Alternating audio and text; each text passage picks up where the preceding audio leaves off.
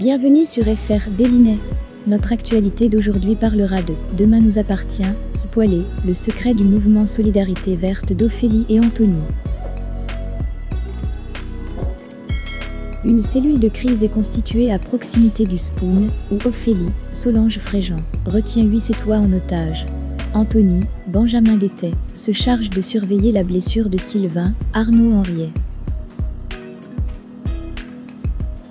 Ça ne saigne plus.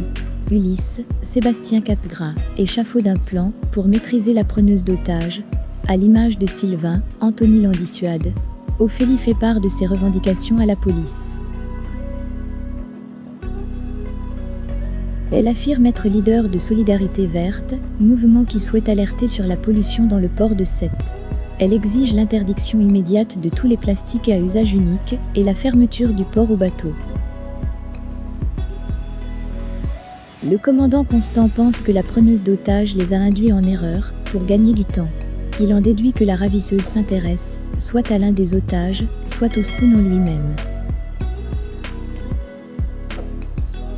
Martin charge Roxane de fouiller dans la vie de tous les otages du bar, et il demande à Sarah de centrer ses recherches sur le bâtiment qui abrite le Spoon et son emplacement dans la ville. Il aimerait qu'elle contacte tous les propriétaires et voisins pour découvrir si l'un d'entre eux a des objets de valeur chez lui, comme un collectionneur d'art par exemple. Sarah veut également jeter un œil au cadastre pour voir s'il existe des tunnels qui passent sous le café. Martin rappelle à Roxane et Sarah que chaque minute compte. Chloé confie à Alex qu'elle ne fait que penser à Céleste. Alex pense que Judith doit bien s'occuper d'elle tout comme Marianne. Alex dit à Chloé qu'elle est forte, il estime qu'elle est une femme courageuse, sinon elle n'aurait pas pu le supporter pendant tant d'années.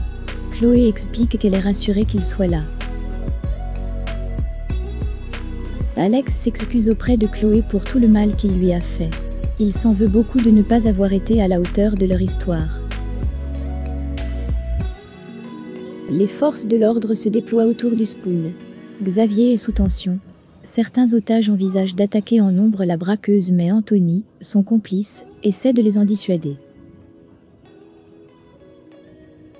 La preneuse d'otages, elle se présente comme militante écolo et a des revendications extrêmes à propos de la pollution de port de Sète.